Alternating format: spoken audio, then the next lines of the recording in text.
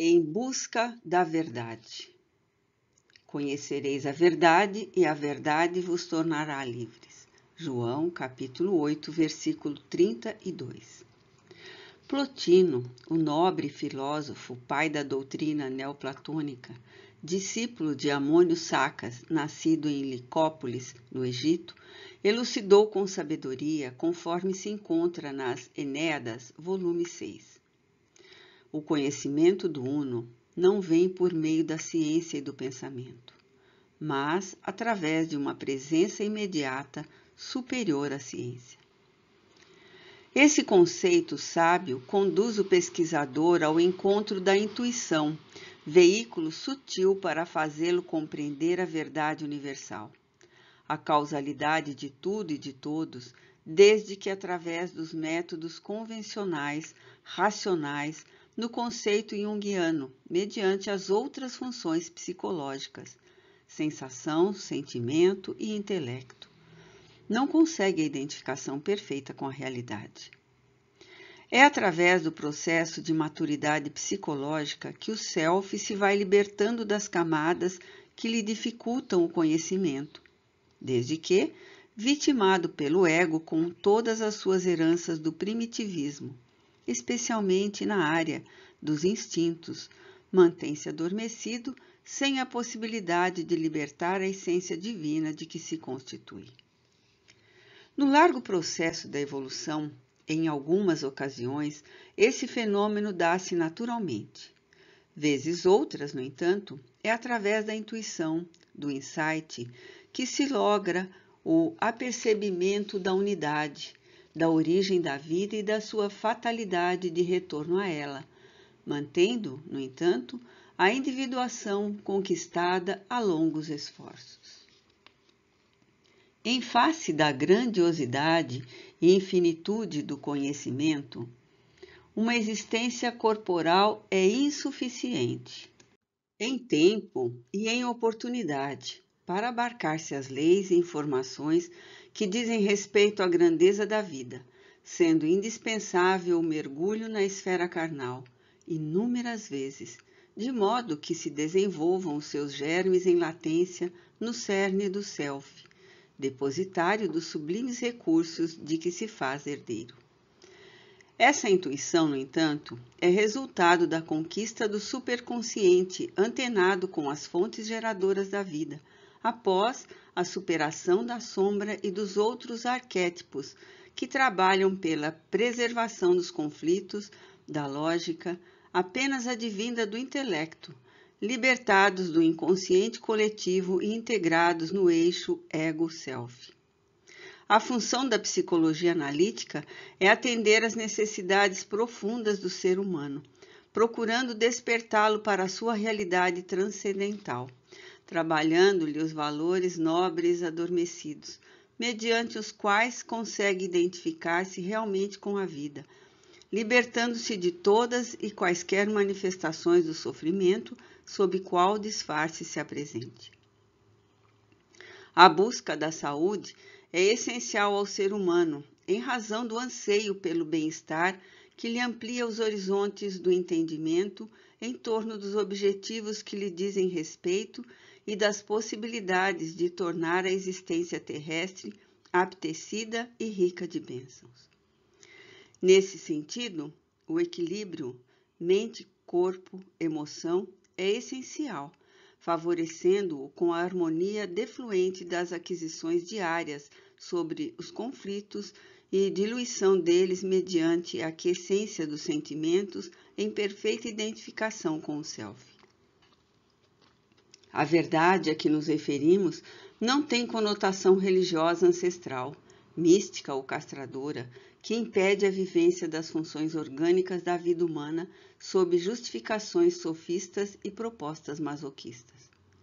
O ser humano, na sua constituição tríplice, espírito, perispírito e matéria, é um conjunto eletrônico sob o comando da consciência, que é emanação do divino pensamento, na qual se encontram arquivadas as leis de Deus, de acordo com o seu nível de evolução, facultando que as experiências sejam realizadas e assimiladas, de forma que se transformem em conhecimento e sentimento, servindo sempre de base para realizações outras no futuro.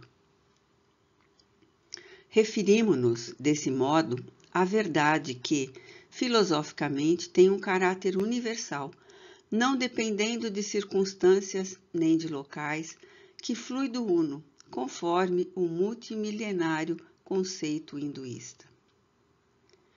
Deus, desse modo, na visão moderna do espiritismo, desumanizado e transcendente quanto imanente, é a verdade absoluta que atrai o espírito na sua contínua ascensão moral.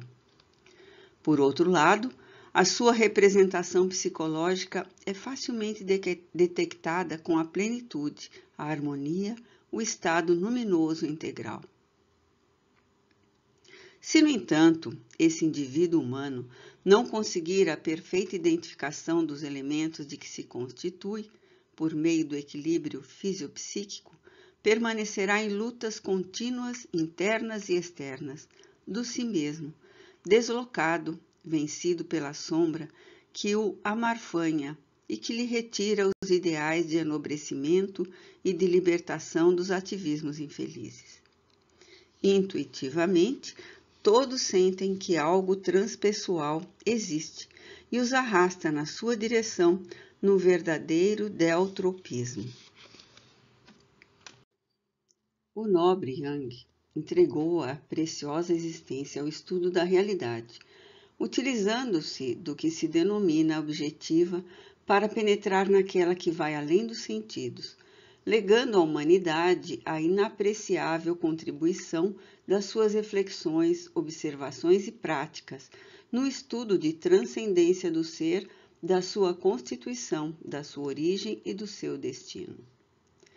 Realizando investigações científicas com Pauli, o célebre físico quântico, penetrou também a sua sonda investigadora nas doutrinas orientais, especialmente no budismo, nas mandalas, para identificar o ser real, compreender o sempre complexo e fugidio self. O ser humano é um conjunto em transição contínua, em processo de aprimoramento incessante sob todos os aspectos considerados. Nessa ebulição transformadora ininterrupta, surgem complexidades umas e desaparecem outras, que vão ficando as últimas na sua história antropológica ancestral, e diversas como perspectivas de apreensão e de conquista que deve ser lograda. Seguido pelo sofrimento, à medida que realiza o autodescobrimento, diminui a carga de aflição e alarga as percepções em torno da existência, podendo trabalhar para que seja cada vez menos angustiosa, concedendo-lhe mais ampla liberdade de pensamento, de movimento e de ação. De início, a libertação do sofrimento apresenta-se como de urgência, pelas aflições que propiciam a dor, a angústia, os conflitos emocionais, as frustrações, as ansiedades e as perdas. Logo depois de lograda a compreensão do mesmo, o ego desarma-se e contribui em favor da solidariedade e da compaixão, passos que denotam a presença do amor na psique e na emoção, favorecendo o self com a legítima compreensão da realidade. É nesse momento que se encontra predisposto à intuição dos flashes, dos insights, campos admiráveis extrafísicos da percepção que leva à individuação. Nascer, viver, morrer, nascer de novo. É a lei. No entanto, é essencial descortinar algo mais profundo, que é a prática da caridade como processo de salvação, de autoiluminação. Não a caridade convencional, por cuja prática espera-se a realização do negócio fraudulento, entre as doações mesquinhas das coisas da terra em comércio com as conquistas espirituais. Entenda-se salvação como libertação da ignorância, do mal que existe no íntimo de cada pessoa, ausência da crueldade e do mal, em vez do desgastado conceito de retribuição na espiritualidade. Quando o self identifica a necessidade de ser gentil, caridoso e afável, portador de compaixão e humanitarismo, desloca-se da função convencional para externar o divino que nele existe, reaproximando-o de Deus. É graças a esse processo lento e contínuo que o transforma no fulcro real do ser, de onde promanam as mais belas expressões de vida e de realização, insuflando ânimo e alegria de viver, mesmo quando as circunstâncias se apresentam difíceis ou assinaladas por sofrimentos que fazem parte da agenda responsável pela autoiluminação. Todos os seres estão fadados à plenitude para a qual foram criados, atravessando os períodos diferenciados da escala evolutiva, desde as expressões primárias que imprimem conteúdos perturbadores no seu cerne, necessitando de passar pelas transformações libertadoras que facultam à essência espiritual o seu total desabrochar. Em razão dos milhões de anos em que se ergastula o psiquismo na matéria densa, o impositivo de desimpregnação torna-se penoso na razão direta em que desperta a consciência e a sensibilidade se norteia na direção do transcendental. O fascículo de luz, emboscado na forma grotesca, vai se desenvolvendo e logrando aptidões mediante as quais as várias formas se aprimoram, tornando-se mais complexas e mais perfeitas em um fenômeno progressivo de fatalidade biológica no rumo da grande luz.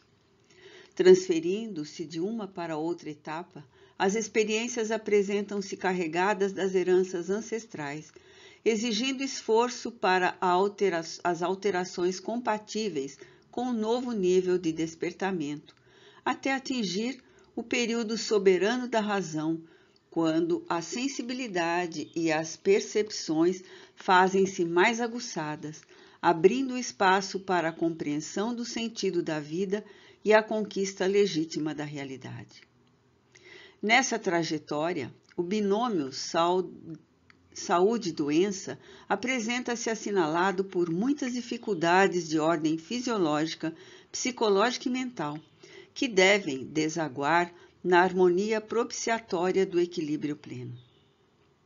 Graças às conquistas das ciências, especialmente aquelas que estudam a psique, existem inúmeros mecanismos e recursos que contribuem eficazmente para esse desiderato, proporcionando a existência saudável na Terra e a individuação que permanece além da esfera física.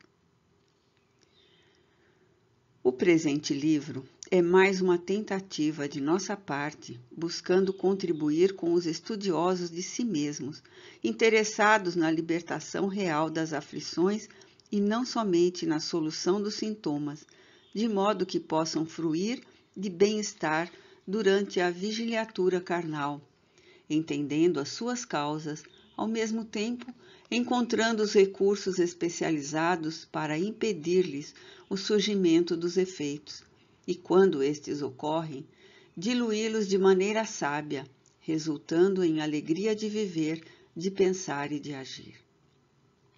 Utilizamo-nos, mais de uma vez, da excelência terapêutica de algumas das excepcionais parábolas de Jesus, em cujo bojo se encontram as lições psicoterapêuticas valiosas para a conquista do si mesmo, para a integração do ego, self.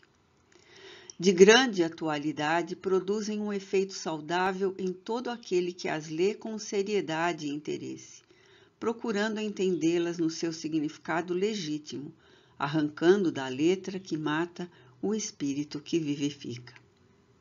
Ao mesmo tempo, apoiando-nos nos incomparáveis ensinamentos propiciados pelos mentores da humanidade, a Allan Kardec, que deram surgimento ao Espiritismo, buscamos fazer uma ponte de perfeita identificação com a psicologia analítica apresentada pelo admirável psiquiatra suíço Carl Gustav Jung. Confiamos que a nossa tentativa de servir encontre ressonância nos estudiosos da psique humana e contribua de alguma forma para tornar a existência terrestre mais saudável, ensejando, por antecipação, as alegrias que estão reservadas a todo aquele que for fiel ao bem até o fim, como preconizou Jesus. Salvador, 20 de fevereiro de 2009. Joana de Ângeles.